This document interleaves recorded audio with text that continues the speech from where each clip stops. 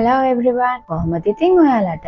ඔන්න අදම මම අරගෙන ආව රෙසිපි එක පාන් එකක්ද බිස්කට් එකක්ද කියන ටිකක් අමාරුයි. බිස්කට් එකක් වගේ ක්‍රන්චි එකට හැපෙන පාන් වගේ soft රසම රස කෑමක්. මේක ඇවිල්ලා American food එකක්. මේකට කියන්නේ flaky biscuit. එහෙනම් දැන් බලමුකෝ මේක හදාගන්නේ කොහොමද කියලා. ඊට කලින් මේකට අවශ්‍ය අමුද්‍රව්‍ය මොනවාද කියලා බලමු. ඒක මම මේ රෙසිපි කාඩ් එකේ දාලා තියෙනවා. ඔයාලා වීඩියෝ එක නවත්තලා මේක ලියා ගන්න. එහෙමත් නැතිනම් පහළ තියෙන description box එකේ මේ දේවල් ටික සඳහන් කරලා තියෙනවා. මුලින්ම මේ ඩෝ එක හදාගන්න කලින් ඔයාලගේ oven එක Celsius අංශක 200ට විනාඩි 10ක් preheat වෙන්න තියාගන්න. මුලින්ම බෝල් එකක් අරගෙන ඒකට පාන් පිටි ටික එකතු කරගන්න. දැන් මේ පාන් පිටි එකටම බේකින් පවුඩර් ටික සහ සීනි ටික එකතු කරගෙන මේ දේවල් ටික හොඳට කවලම් කරගන්න.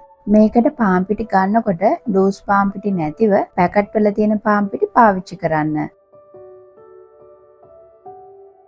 මේකට දැන් මාගරින් හෝ බටර් ටික එකතු කරගෙන ඒක හොඳට ගෑරප්පුවකින් පොඩි කරගන්න.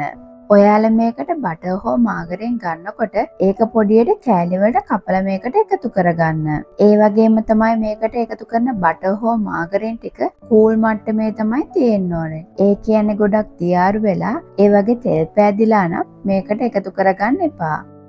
ඔයාලා මේකට එකතු කරන බටර් හෝ මාගරින් වල ලුණු නැතිනම් මේකට ලුණු තේ හැඳි භාගයක් වගේ එකතු කරගන්න. මම එකතු කරගත්ත මාගරින් වල ලුණු තියෙන නිසා මේකට වෙනම ලුණු එකතු කරගන්නේ නැහැ. දැන් මාගරින් ටික ගෑරප්පෙන් පොඩි කරගත්තට පස්සේ ඒක මේ වගේ අතිනුත් හොඳට පොඩි කරගන්න. මුලින්ම මේක ගෑරප්පෙන් පොඩි කරගන්න කිව්වේ අපේ අත්වල තියෙන රස්නෙට මාගරින් එක දිය වෙන නිසායි.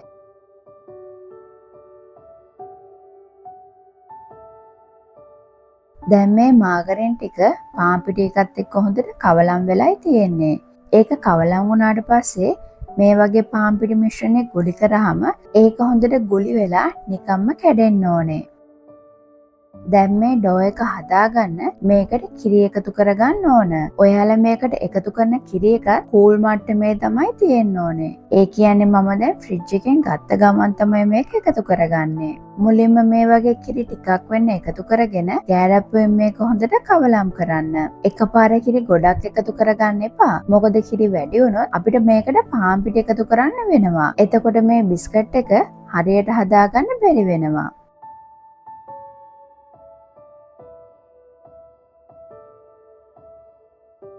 දැන් මේ මිශ්‍රණය ගෑරප්පුවෙන් ටිකක් කවලම් කරගත්තට පස්සේ ඉතුරු ටික මේක අතින් කවලම් කරලා හදාගන්න. එතකොට මේ ඩෝ එක ලේසියෙන් එකට එකතු කරගන්න පුළුවන්. ඒ වගේම තමයි මේ ඩෝ එක ගොඩක් අත තද කරලා අනා ගන්න ඕන නැහැ. හැමතැනම තියෙන පිටි ටිකත් එක්ක මේ ඩෝ එක එකට එකතු කරන්න. එහෙම එකට එකතු කරගෙන යනකොට කිරි මදි වගේ කියලා හිතෙනවා නම් තව පොඩ්ඩක් එකතු කරලා මේ ඩෝ එක හරියට හදාගන්න.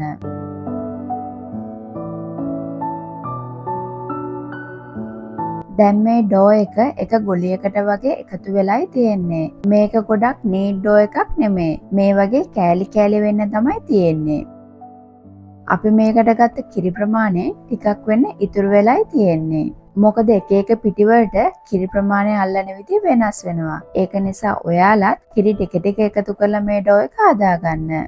දැන් ඔයාලගේ කවුන්ටර් টොප් එකට හෝ ලෑල්ලට පිටි ටිකක් මේ වගේ වැඩිපුර වෙන්න ඉහ ගන්න. දැන් ඒක උඩින් අපි හදාගත්ත ඩෝ එක තියලා මේක ටිකක් පැතිලියට සහ කොටු හැඩයට වෙන්න අතින් මේ වගේ හදාගන්න.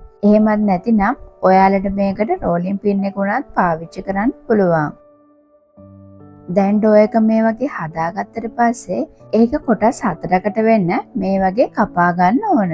දැන් මේ කපාගත්ත කොටස් 4 මේ වගේ එකක් උඩින් එකක් තියලා ටිකක් තද කරගන්න. දැන් මේ වගේ අතින් තද කරන ගම නැවතත් මේක ටිකක් පැතිලියට සහ කොටු හැඩයට වෙන්න හදාගන්න. දැන් මේ වගේ කොටු හැඩයට හදාගත්තට පස්සේ නැවතත් මේක කොටස් 4කට වෙන්න කපා ගන්න. ඊට කලින් ඔයාලගේ කවුන්ටර් টොප් එක උඩට ඉහගත්ත වැඩිපුර පිටි ටික ඔක්කොම අයින් කරගන්න. දැන් මේ වගේ ඩෝ එක කොටස් 4කට කපා ගත්තට පස්සේ නැවතත් මේක එකක් උඩ එකක් වෙන්න තියලා ටිකක් තද කරන ගමන් මේක නැවතත් පැතිලි කරලා කොටු හැඩයට හදාගන්න. මම මේ කියපු විදියට දෙපාරක් කරගත්තාම ඇති. ඊට වැඩි ප්‍රමාණයක් මේක කරන්න යන්න එපා. ඊට වැඩි ප්‍රමාණයක් මේ විදියට කරගත්තොත් ඒක බේක් කරගන්නකොට උඩින් ගැලවිලා යන්න පුළුවන්. ඒක නිසා ඔයාලට මේ කියලා දීපු විදියට වීඩියෝ එක පෙන්නනවා වගේ දෙපාරක් විතරක් කරගන්න. දැන් මේක ටිකක් පැතිලි කරලා කොටු හැඩයට හදාගෙනයි තියෙන්නේ. මේ කොටු හැඩයට හදාගන්න ඩෝ එකේ උස ඉන්චස් එකක් වෙන්න තියාගත්තාම ඇති. දැන් මේක රවුම් මූඩියකින් හෝ රවුම් කටයකින් කපා ගන්න ඕන. මේක රවුමට කපා ගන්න කලින් මේ ගන්න කට එක හෝ මූඩිය පාන් පිටිවල ටිකක් දවටලා අරගන්න. දැන් මේ වගේ එකපාරෙන්ම බිස්කට් එක කපලා අරගන්න. එතකොට මේක ලස්සනට කපා ගන්න පුළුවන්. ඒ වගේම තමයි කපන හැම පාරකදීම රවුම් කට එක හෝ මූඩිය පිටිවල දවටලා තමයි අරගන්න ඕන. ඒ වගේම තමයි මේක රවුම් හැඩයට කපා ගන්නකොට මේ කට එක හෝ ඔයාලා ගන්න මූඩිය එහෙට මෙහෙට හොලවලා කරකවලා ගන්න යන්න එපා. එතකොට මේ බිස්කට් එකේ තියෙන ලේයර්ස් ටික එකට ඇලවෙන්න පුළුවන්.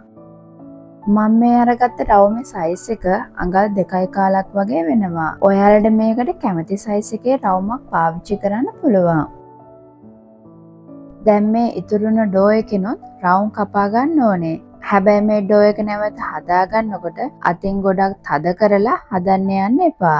මේ වගේ එකට එකතු කරන ගමන් ඒක නැවත පැතිලි කරලා කොටු හැඩයට හදාගෙන රවුම් කපා ගන්න. දැන් මේ ඉතුරුන අන්තිම ඩෝ එකෙන් රවුම් කපා ගන්න බෑ. ඒක නිසා මේක එකට එකතු කරලා එක ගුලියකට වගේ හදාගන්න. ඔයාලා දන්නවද ළමයි මේ බිස්කට් එකේ රසම කෑල්ල තමයි මේ අන්තිමට හදාගන්න එක. ඔයාලා මේ ඩෝ එක හදන්න කලින් මේ බිස්කට් එක බේක් කරගන්න ට්‍රේ එකට බේකින් පේපර් එකක් දාලා ලෑස්ති කරලා තියාගන්න. දැන් මේ කපාගත්ත රවුම් ටික බේකින් ට්‍රේ එකේ තියලා ප්‍රී හීට් කරගත්ත oven එකේ සෙල්සියස් අංශක 200ට විනාඩි 12ත් 15ත් අතර කාලයක් හොඳට මේක බේක් වෙන්න දෙන්න. එහෙමත් නැතිනම් මේකේ උඩ ලස්සන golden brown කලර් එකක් වෙනකම් හොඳට බේක් කරගන්න. ඒ වගේම තමයි ළමයි මං හැමදාම කියන වගේ මේ කියන වෙලාව oven එකෙන් oven එකට වෙනස් වෙන්න පුළුවන්. ඒක නිසා ඔයාලා කල්පනාවෙන් ඉඳලා මේක බේක් කරගන්න. මේ කපාගත්ත රවුම් ටික බේකින් ට්‍රේ එකේ තියෙනකොට ගොඩක් ඈඩ් කරලා තියන්න ඕන නැහැ. මේ වගේ ටිකක් එකින් එක ලං වෙන්න එක තියාගන්න. මේ ටික ලං කරලා තියාගත්තට පස්සේ ඒක බේක් වෙන දැම්මට පස්සේ ඒක උසට කෙලින් හොඳට බේක් වෙනවා. ඒක නිසා ඔයාලත් මේක බේකින් ට්‍රේ එකේ තියෙනකොට ටිකක් ලං වෙන්න තියාගන්න. ඔන්න මේ තියෙන ළමයි මම බේක් කරලා හදාගත්ත ෆ්ලේකි බිස්කට් එක. කොහොමද ලස්සනයි නේද? උඩ ලස්සන කලර් එකක් ඇවිල්ලා තියෙනවා. මෙන්න මේ වගේ කලර් එකක් වෙනකම් ඔයාලත් බේක් කරගන්න. දැන් මේක oven එකෙන් එළියට ගත්ත ගමන් මේ බිස්කට් වල උඩට බටර් හෝ මාගරින් ටිකක් ගාගන්න. එතකොට මේ බිස්කට් එක තව ටිකක් සොෆ්ට් වෙනවා.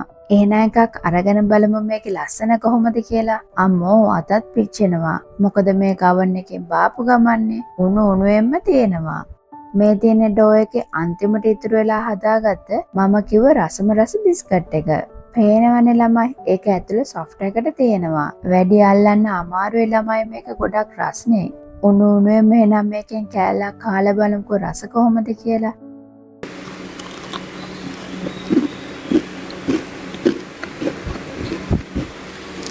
ඇහුණනේ ඒකේ ක්‍රිස්පි ගතිය. ඒ වගේ තමයි මේක මාරම රහයි. එළියේ තියෙන ක්‍රිස්පි එක වගේම තමයි මේක ඇතුලේ තියෙන සොෆ්ට් එක. මේ බලන්නකෝ ඒක ඇතුළ පාන් එකක් වගේ නේද? පේනවනේ ළමයි ඒකේ සොෆ්ට් එක පුළුන් වගේ. මේ බිස්කට් එකේ මේ දිගෑරලා තියෙන ලේයර්ස් තමයි අපි අර කපලා හදාගත්තේ. එහෙනම් මේකේ බටර් ජෑම් ටිකක් ගාලා කාලා බලමුකෝ රස කොහොමද කියලා. හැබැයි මේක තාමත් රස්නේ. ඒ වුණාට ඉතින් මට කනකන් ඉවසිල්ලක් නැහැ. මම කියවන මේක ඇමරිකන් කෑමක් කියලා. එයාලා මේක බටර් ජෑම් එක වගේම ස්ක්‍රැම්බල් එග් බේකන් වගේ එක උනත් කනවා. ඔයාලටත් මේක කැමති જાතියක් එක්ක කන්න පුළුවන්. ඒ වගේම තමයි ළමයි මේක නිකන් උනත් කන්න පුළුවන්. මොකද මේ ඩෝ එක අනාගන්න බටර් හෝ මාගරින් එකතු කරන නිසා මේකේ හොඳ රසයක් තියෙනවා. මම නම් ඒ වුණාට ගොඩක්ම කැමති බටර් එක සහ ස්ට්‍රෝබෙරි ජෑම් එක. අම්මෝ ඒකේ රස මම කියන්නේ බොරුයි කියලා හිතනවා නම් ඔයාලට ඒක හදලා බලන්නම වෙනවා. ඔයාලට මොනවාම හරි දැනගන්න ඕන නම් මට කමෙන්ට් එකක් දාන්න. මම ඒවට උත්තර දෙන්නම්. එහෙනම් මේ වීඩියෝ එක බලපු ඔයාලා හැමෝටම ගොඩක් ස්තුතියි. අපි තවත් රසවත් වීඩියෝ එකකින් ලබන සතියේ මුණ ගැහෙමු. එතකන් ඔයාලා හැමෝටම බයි.